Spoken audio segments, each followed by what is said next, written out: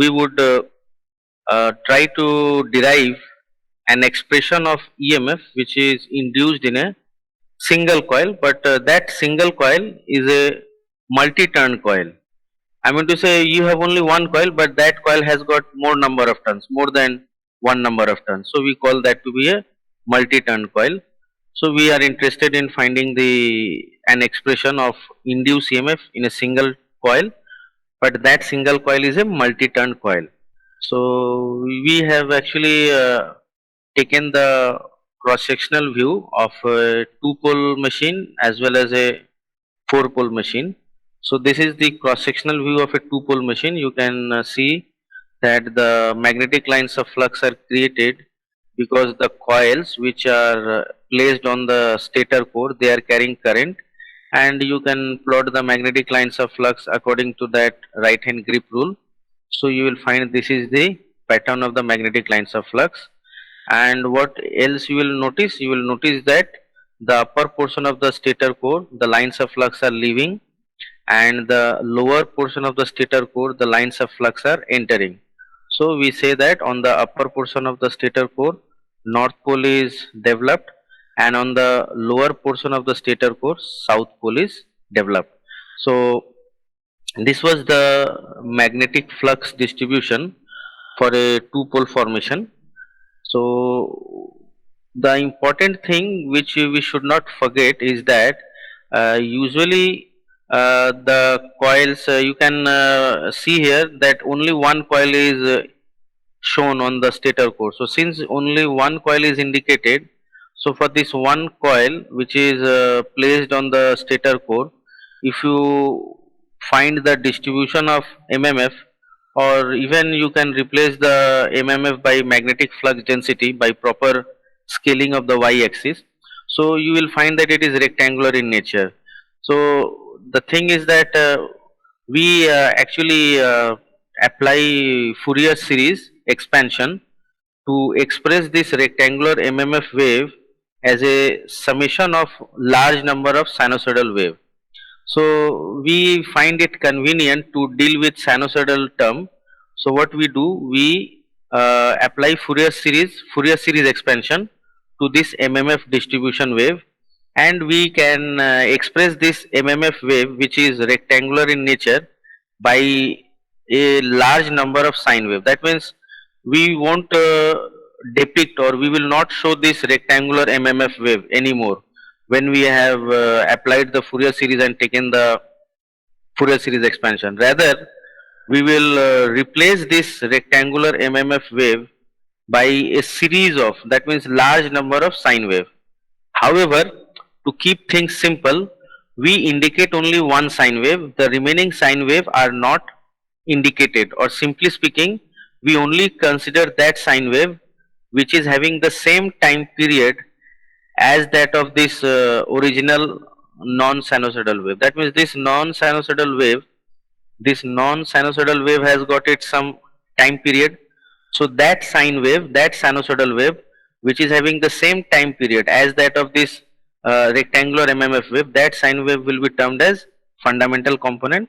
We will have other sinusoidal terms also, but those sinusoidal terms which are having a time period which is less than this fundamental component will be termed as harmonic MMF wave or space harmonic MMF.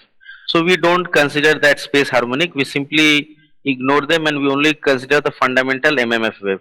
So that is the basic reason, that is the basic reason of saying again and again that the distribution of magnetic flux density in the air gap is sinusoidal. So over here you can view that a sinusoidal variation of magnetic flux density with respect to the space angle, that is theta mechanical, or if you wish you can say the distance along the air gap periphery, because as you are moving along the air gap periphery, you may follow the mouse pointer please. That means say you are at this point theta mechanical is 0, at this point theta mechanical is 45, at this point theta mechanical is 90. So as you are moving along the air gap periphery, the value of theta mechanical is changing. So in some book you might say that you might see that instead of this theta mechanical, they have written distance along the air gap periphery.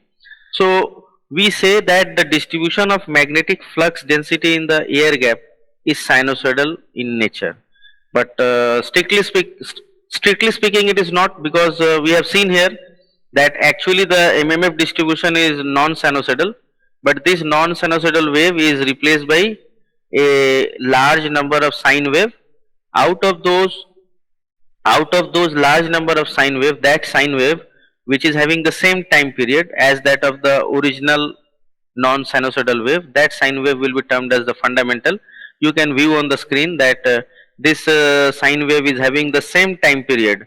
This sinusoidal wave is having the same time period as that of the original non-sinusoidal wave. So this component is your fundamental component, and of course there will be other harmonic component which will have time period less than the fundamental, but those harmonic component of MMF wave are not indicated, they are ignored. So that is the reason we say that we ignore the space harmonics. We ignore the space harmonics and we say that the distribution of magnetic flux density in the air gap is sinusoidal in nature, like this. Now, what will happen regarding the induced EMF which will be there in the conductor if it is moved through 360 degree? That means you just consider this purple color dot which is shown on the rotor. So there is a purple color dot. So this purple color dot is the conductor which is placed on the rotor surface. So we are thinking of a conductor. That conductor is placed on the rotor. This purple color dot is that conductor which is placed on the rotor. Now if the rotor is rotated in, say, clockwise direction at a uniform angular speed, so let's say that we are making it rotate by some external agency like a prime mover. So prime mover is rotating this rotor in the clockwise direction, and yes, the angular speed is uniform. That means angular speed is constant. So what you will see is that initially, let's say at time t equal to 0, the position of the conductor on the rotor surface is over here as indicated in the diagram. That means the position of the conductor on the rotor is at theta mechanical equal to 0 degree. So as the rotor is rotating in the clockwise direction, the position of the conductor will change. That means this conductor will move here, it will move here, like that. So what is going to happen? This conductor on the rotor is going to see magnetic flux which is not constant, rather it's changing. Why? Because you see you see that over here in the diagram, if you notice carefully, you will notice that in front of the air gap, let's focus on this particular point. You may follow the mouse pointer, please. So over here where the mouse pointer is indicating, at this point in the air gap, you see magnetic lines of flux are neither leaving nor they are entering the stator core. That means in front of the conductor which is carrying cross current, in front of the conductor which is carrying cross current, you see magnetic lines of flux are neither entering or leaving. Of the magnetic flux density will be 0. Likewise, you may please follow the mouse pointer, please. You see at this point in the air gap periphery, that means in front of the conductor on the stator which is carrying dot current, in front of the conductor on the stator core which is carrying dot current, you see at this point there is no magnetic lines of flux are either leaving or entering. So this point will be also your the point where the value of the magnetic flux density will be 0. So we can simply conclude by way of inspecting the magnetic lines of flux that at which point the value of the magnetic flux density will be 0. So this is one point in front of the conductor which is carrying cross current, in front of the conductor which is carrying dot current, the flux density value is 0. But if you move from this point towards, let's say, theta mechanical equal to 90 degree, what you are going to find that at this point the maximum magnetic lines of flux are either leaving the stator core or they are entering the rotor core, isn't it? So along this axis, you see that more and more magnetic lines of flux are leaving the stator core and they are entering the rotor core. So this point is that point where the strength of the magnetic flux density would be maximum. So this is the point where strength of the magnetic flux density would be maximum. Likewise, over here, please follow the mouse pointer. Over here, what do you see? That more and more magnetic lines of flux, they will be leaving the rotor core and they will be entering the stator core. So over here also, the magnetic flux density would be a maximum. Now the point is that by choosing some convention or by adopting some convention, we can define a flux to be either positive or negative. For example, in this particular diagram, you will find that if the magnetic lines of flux, if the magnetic lines of flux are leaving the stator core and they are entering the rotor core, it will be treated as positive. So obviously, if the lines of flux are leaving the rotor core and entering the stator core, leaving the rotor core and entering the stator core, that magnetic lines of flux would be treated as negative. So by this convention, it is easy to find out that wherever magnetic lines of flux are forming north pole on the stator core, wherever magnetic lines of flux are forming north pole on the stator core, those will be treated as positive, and wherever magnetic lines of flux are forming south pole on the stator core, those will be treated as negative. So accordingly, you can see that peak, that is maximum of flux density, is happening under north pole, but that maximum is positive maximum as indicated in the diagram, whereas under south pole, under the center of the south pole also, maximum of the flux is taking place under the center of the south pole, but that maximum is the negative maximum, which is indicated over here. This is the negative maximum. Now what I want to say is that this variation of magnetic flux density is going to provide you an idea that what will be the nature of the induced EMF in the conductor. So you know that EMF induced in a conductor which is having length L as and moving with velocity V is given by BLV. So over here the length of the conductor is not changing, length of the conductor is fixed. V, that is velocity, is actually the peripheral velocity. That means the tangential velocity of the rotor surface. If you draw a tangent to the rotor surface, so the velocity directed along that tangent is the tangential velocity. So the tangential velocity of the rotor will be a constant. Why? Because we have said in the beginning that the rotor is driven at a uniform speed. So angular speed is not changing. So the peripheral speed of the rotor will be a constant. So what we have found out that L, that is length of the conductor, is fixed, and V, that is the peripheral velocity, is also constant because the rotor is driven at a uniform speed. So EMF induced in the conductor, that is small e, is given by BLV. So whatever is the variation of B, that will be the variation of the induced EMF. So you can find in the diagram that the variation of magnetic flux density in the air gap periphery, or the variation of magnetic flux density with respect to the space angle theta mechanical, and obviously the variation of the induced EMF in the conductor, variation of induced EMF in the conductor which is placed on the rotor surface, they are exactly the same replica of each other. This is because we have seen that induced EMF in a conductor is given by BLV. So L and V are constant. So only thing that is there is remaining B. So whatever is the nature of B, that is magnetic flux density, that will be the nature of induced EMF E. Now let me tell you one point which is very important, is that we have here indicated only one coil, so that's why the MMF distribution is like rectangular in nature. But let me tell you that in actual practice, this is very important, please do not forget this. Let me tell you that in actual practice, you cannot expect that only one coil is going to be placed on the stator core. For example, you can view here that only one coil, that means one coil side here, another coil side here, that means only one coil is shown on the stator core, but that is never done in actual practice.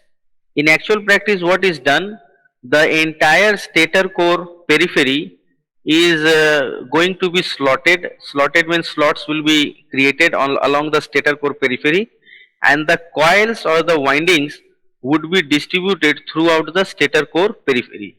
So, if the stator core periphery is fully housed with, that means if all the stator core periphery are distributed uniformly and they are also housing the coil, so in that case you cannot expect only one coil, rather you will have more than one coil. So in that scenario, this rectangular MMF distribution won't be valid.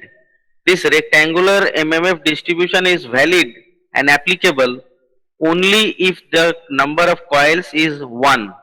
But if you have more than one coil, and let's say those coils are distributed throughout the stator core periphery, in that case you will have this kind of rectangular MMF distribution for each of the coils. For example, let's say if you have 3 coils, so you will have this kind of rectangular MMF distribution separately for those 3 coils. What else? The rectangular MMF distribution for those 3 coils would be shifted in space. That means the zero crossing or the negative of or the positive, let's say this point, let us take this point. This point is the zero crossing, this point is also the zero crossing, but this point will be termed as positive zero crossing and this point will be termed as negative zero crossing. Why is it so? Because you see, if you move to the left, the value is negative, but if you move to the right, value is positive. So that's why this zero crossing will be termed as positive zero crossing. But this zero crossing, this one, please follow the mouse pointer, this zero crossing will be the negative zero crossing. Why? Because if you move to the left, it is positive, and if you move to the right, it is negative. So what I am saying is that if you have this kind of coils, let's say 3 in number, and those 3 coils are distributed over the stator core periphery, so in that case you will have this kind of rectangular MMF wave separately for each of the 3 coils. That means you will have this kind of 3 number of rectangular MMF wave. What else? The rectangular MMF wave will be shifted. That means the zero crossing will not be the same. Zero crossing will not be the same for all the 3 coils. Rather they will be shifted in space. So if you add them, then you will get a waveform which is not rectangular, rather it will be somewhat near that of a trapezoidal wave. So that wave is even more nearer to sinusoidal wave. So that is the basic idea, that we distribute the coils throughout the stator core so as to obtain a distribution of magnetic flux density in the air gap which is very near to sinusoidal, or as close as possible to the sinusoidal wave distribution. So that is the thing we should not forget. Although I have shown here one coil, but in actual practice there will be more than one coils. Now what is very important to note here is that the stator core is having only 2 number of poles developed. That means north pole is developed on the upper semicircle. That means this upper semicircle, that means between theta mechanical equal to 0 degree to theta mechanical equals to 180 degree, this upper semicircle will belong to north pole. So that's why the flux density is treated as positive between theta mechanical equal to 0 degree to 180 degree, and from theta mechanical 180 degree to again 360 degree, it is belonging to south pole. So south pole is belonging to the lower semicircle. That means theta mechanical equals to 180 degree to theta mechanical equals to 0 degree or 360 degree. So thereby you see, between theta mechanical equals to 180 degree to theta mechanical equal to 360 degree, the flux density is negative because it is under the south pole. So simply speaking, the convention which we have adopted, according to that convention, under the north pole flux density will be positive and under the south pole flux density will be negative. Yes, you are always free to choose the reverse convention, but that is not going to change the nature of the MMF distribution. That will only alter the positive and negative peak. Maybe you are saying south pole is over here under the positive peak and north pole under the negative peak. But the nature of the distribution of the magnetic flux density, that is not going to get changed or affected if we choose another convention. Now this was the case for two pole. So now it is very important to just figure out that what is going to happen if the number of poles are 4. That means over here you are seeing there are two number of poles developed on the stator core, one north pole and one south pole. Now what is going to happen if the number of poles are 4, like this one? So in this diagram you can see that the number of poles are 4. I mean to say 4 number of poles are developed on the stator core. The coils are placed that way, that when the coils will carry current, it will lead to a formation of 4 number of poles on the stator core. Now for this case also, we can have a distribution. I mean to say you can plot the magnetic flux distribution along the air gap periphery for this also. So what you have to do? You have to take theta mechanical along the x-axis and you have to plot the value of magnetic flux density along the y-axis. Now let me again indicate you over here. If you observe the air gap, I mean to say if you take a point in the air gap which is in front of the coil side, like say this one, coil side carrying dot current or coil side carrying cross current. If you consider a point in the air gap, if you take a point in the air gap in front of this conductor which is carrying cross current, you see over here, you may follow the mouse pointer, over here no magnetic lines of flux are entering or leaving the stator core. So over here the value of magnetic flux density B, it should be 0, because you see if you just notice this point in the air gap which is in front of the conductor which is carrying cross current, you see no magnetic lines of flux are entering or leaving. So this is the point where magnetic flux density would be 0. You can come over here at theta mechanical equal to 90 degree. You can notice the point in the air gap where theta mechanical is 90 degree. You can see that over here also magnetic lines of flux are neither entering or leaving the stator core. So this is also the point where the magnetic flux density will be 0. Similarly, if you choose this point at theta equals to 180 degree, what do you see at theta equals to 180 degree? If you choose a point, if you choose a point in the air gap which is falling at theta mechanical equals to 180 degree, you will find that no magnetic lines of flux are leaving or entering. So over here also the magnetic flux density B would be 0. However, if you consider this point in the air gap, you can consider this point in the air gap where theta mechanical is 45 degree. So if you consider this point in the air gap where theta mechanical is 45 degree, what would you see?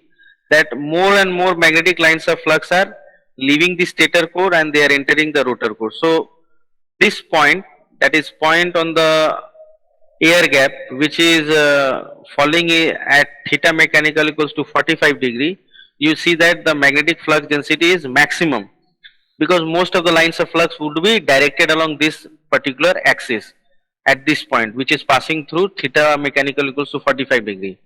So if you again take the same convention which we have chosen earlier, so this is under the north pole, so this will be positive maximum. Over here theta equals to 135 degree, if you choose this point theta equals to 135 degree, what would you see? That for theta equals to 135 degree also, most of the lines of flux are directed or they are leaving the rotor core and they are entering the stator core. But according to our convention, this is your negative flux. So we say that on the south pole the negative maximum will occur. So what you can find, you just simply count, under this north pole there is one positive maximum, under this south pole where theta mechanical is 135 degree, we have one negative maximum, and at theta mechanical equal to 90 degree we have 0. Likewise at theta equals to 180 degree we have 0, and at theta equals to 225 degree we have positive maximum again. Again at theta equal to 270 degree we have 0, because no lines of flux are entering or leaving at theta equals to 270 degree. So here flux density is 0, and again at theta equals to 315 degree you have negative maximum because it is on the south pole. Let me indicate it over here. So you can just correlate whatever was said in the previous slide, is that if you just compare the value of the magnetic flux density as we move along the air gap periphery. So whenever we are moving along the air gap periphery, the value of theta mechanical is changing. Let's say that if I am, please follow the mouse pointer, if I am at this point, so this is a theta mechanical equal to 0 degree. If I am at this point, so this is theta mechanical equals to 45 degree, 45 degree. If I am at this point, this is theta mechanical equals to 90 degree. If I am at this point, this is theta mechanical equals to 135 degree. So as I am moving along the air gap periphery, the value of theta mechanical is changing. Not only that, the strength of the magnetic flux density is also changing. So how is the strength of the magnetic flux density changing? I have told you earlier that at this point flux density is 0 because no lines of flux are leaving or entering. Over here most of the flux will leave and enter the rotor core. So this is your positive maximum. So at theta mechanical equal to 45 degree you have positive maximum. So now going by the same principle which we have said earlier in case of two pole machine, that EMF induced in a conductor, let us focus our attention on this single conductor which is placed on the rotor surface. So this is our rotor and this single conductor which is shown by a dot, and this dot is of purple color. So this purple color dot on the rotor surface is indicating that one conductor which is placed on the rotor surface. So what is going to happen as the rotor will rotate? Let's say the rotor is driven in clockwise direction. So rotor is driven in clockwise direction with the help of some external agency like a prime mover. So as the rotor is being driven in the clockwise direction, what is going to happen? The conductor placed on the rotor surface, it will see the value of the magnetic flux density is not constant. Rather, the conductor on the rotor will encounter different value of magnetic flux density. That means at this particular moment, whatever is indicated in the diagram, at this particular moment the conductor is going to experience no flux density, because over here you see no magnetic lines of flux are entering or leaving. Or there is another way of saying this. How you can find the direction of B, that is magnetic flux density? You have learned in your school that if you draw a tangent, with the magnetic lines of flux, so that tangent will give you the direction of magnetic lines of flux B. So for this particular conductor, you may follow the mouse pointer please. For this particular conductor, if you draw a tangent with the magnetic lines of flux, it is downwards, whereas the tangential velocity of the rotor is upwards. So what is the angle between velocity vector V and magnetic flux density B? It is 180 degree, because if you find the direction of B, magnetic flux density, so you have to draw a tangent with the magnetic lines of flux, so it will be downwards.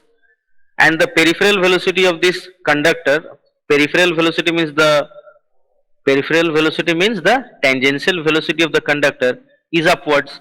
So the angle between V, that is velocity vector, and magnetic flux density vector B is 180 degree. So EMF induced is 0, BLV sin theta. But let us think in another way. We simply write the expression BLV. So we are writing BLV. Now what do we find? That L is the length of the conductor which is constant. V, that is the peripheral velocity. Velocity V, that is the peripheral velocity, would be a constant because the armature is driven at a uniform angular speed. So only thing which is remaining is magnetic flux density B. We have seen the expression E equals to BLV. So L and V are constant. So whatever is the variation of B, that is magnetic flux density, that would be the variation of E. So that is what is happening over here. This is the variation of E, that is induced EMF in the conductor. But what would you notice is that now for this case we will see that that 2 cycles of induced EMF has been completed in the rotor for 360 degree rotation of the rotor. I mean to say, if the rotor is rotated by 360 degree mechanical, if the rotor is rotated by 360-degree mechanical, then you will see that two cycles of EMF has been generated. That means if you plot the variation of induced EMF in the conductor, you will find that two cycles of induced EMF has been generated. So from there only we can write that theta. Over here the symbol theta is trying to indicate, the symbol theta is indicating or representing the electrical degree. Theta, again I am saying theta is representing electrical degree, whereas theta mechanical is obviously indicating the mechanical degree. So for this particular case we can write this particular relationship, that theta electrical, that I mean to say theta means only theta electrical here, theta equals to 4 by 2 theta mechanical. So when the rotor is completing 360-degree mechanical rotation, the induced EMF in the conductor is completing two cycles. Now one cycle of induced EMF means 360-degree electrical, so two cycles means 720-degree electrical. Now this was for a conductor. Now usually we don't deal with conductor, actually we deal with coil. If you remember, then usually we place the coil in the armature slot or the stator slot, whatever it is. So we are dealing with coil. So what will be the induced EMF in a coil? You see, the induced EMF in a coil would be understood by this particular diagram. What you see here, that this is a double turn coil. I have indicated two number of turns. So this coil is actually a full pitch coil. So how do you know that it is a full pitch coil? You see, this coil side is at the center of the north pole. So this other coil side is at the center of the south pole. So that means your coil span is 180-degree electrical. So this will guide us that yes, over here the coil which is indicated is a full pitch coil, because for a full pitch coil, coil span is 180-degree electrical. What is the meaning of this word? That coil span is 180-degree electrical. The meaning of this word is that if one coil side is at the center of the north pole, then the other coil side should be at the center of the south pole. That is what is indicated in the diagram, that this coil side is under the center of the north pole and this coil side is under the center of the south pole. So this is a full pitch coil. Further, what needs to be seen, that for north pole the magnetic lines of flux are leaving the rotor surface, and for south pole they are entering. Let me refer to this diagram. You can consider this portion of the stator core. Please follow the mouse pointer. If you follow the mouse pointer, you see that this portion of the stator core is developing north pole. So what do you see? Lines of flux are leaving the north pole surface. Over here, this portion of the stator core, please follow the mouse pointer. This portion of the stator core is forming south pole, and what do you observe? That lines of flux are entering the south pole.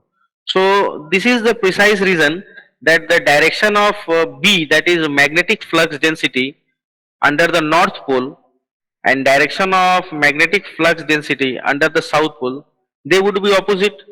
So that is why induced EMF or the polarity of the induced EMF for that coil side which is under north pole, and polarity of induced EMF for that coil side which is on the south pole, they has to be opposite, because the direction of magnetic flux density, that is B, is opposite under north pole and south pole.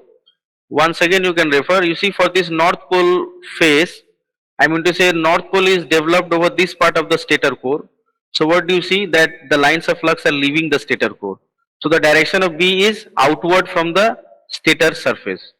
But in this portion you see that south pole is developed over the stator core. So if south pole is developed over the stator core, what do you see? That magnetic lines of flux are entering the stator core. So direction of B will be towards the stator core surface. So in that sense we can say that the direction of B, that is magnetic flux density, direction of magnetic flux density under north pole and south pole are opposite.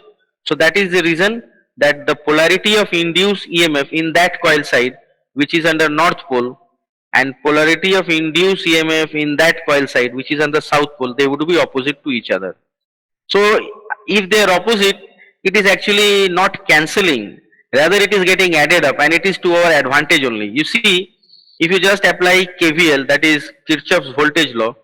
So let's say we take the convention that the rise in voltage is positive and drop in voltage is negative. So rise means if I am moving from this negative to positive terminal, there is a rise in voltage. So what is the voltage? 2 BLV. And again I am moving in this, so again there is a rise because again I am moving from minus to plus, again I am moving from minus to plus, so again the induced EMF is 2 BLV. So what is the total voltage which is available across the coil AA dash? It is 4 BLV. Now why at all there is a 2 BLV on this coil side? Because you see, this is a double turn coil. So double turn coil means it will have two conductors on each coil side. So EMF induced in one conductor is BLV. So EMF induced in two conductors will be 2 BLV. So that is why 2 BLV is the EMF induced in each coil side, because it's a double turn coil. That means the coil is having two number of turns. So if we extend this particular thing for a coil having n number of turns, so what is the induced EMF? What would be the induced EMF in that single coil?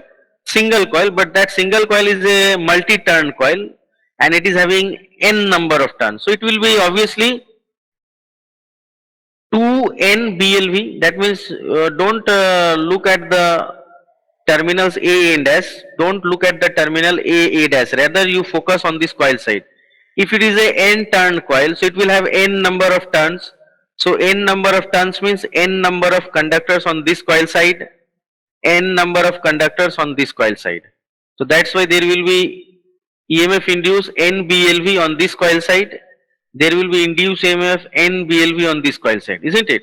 Because if it is a n turn coil, so it will have n number of conductors on this coil side, n number of conductors on this coil side. So that's why induced EMF on this coil side is n BLV, and over here on this side also the induced EMF is n BLV. So it should be 2n BLV. Now in this diagram it is different from the previous one. If you notice, is that over here I have indicated two conductors on the rotor surface. So these two conductors are actually implying that it's a coil, because a coil has got two sides. So this is one coil side placed on the rotor, this is another coil side placed on the rotor. So this is the cycle of induced EMF which for a coil which is placed on the rotor. So it will be same as that of the conductor, but with one difference. What is that difference? For a coil there will be induced EMF in both the coil side. For a coil there will be induced EMF on both the coil side. So that will be added. So this would be somewhat bigger in peak compared to the previous case. Now let me just discuss with you this thing, that EMF induced in a conductor is given by BLV. I have written small b intentionally. Why I have written small b? You see here, actually small b is trying to signify that the magnetic flux density is not constant throughout the air gap periphery. Magnetic flux density is not constant throughout the air gap periphery, rather it's changing in a sinusoidal way. That is why we have written small b equals to B max sin theta mechanical, to signify that the strength of the magnetic field in the air gap periphery, the strength of the magnetic field in the air gap periphery is not constant, rather it is changing in a sinusoidal way. That's why we have written B max sin theta mechanical for B. So that's why I have written here small b. Now EMF induced in a conductor is given by BLV, whereas EMF induced in a coil having single turn, that means you will have one conductor on one coil side, another conductor on the other coil side, one turn, it will be 2 BLV, and for EMF induced in n turn coil it is given by 2n BLV. Now if you just substitute the value of the peripheral velocity V, which is given by pi d n mechanical, then you get this to be the EMF induced in a coil, single coil having n number of turns. This is the expression of induced EMF in a single coil having n number of turns. That means multi-turn coil, EMF induced in a single multi-turn coil. This is the expression of induced EMF.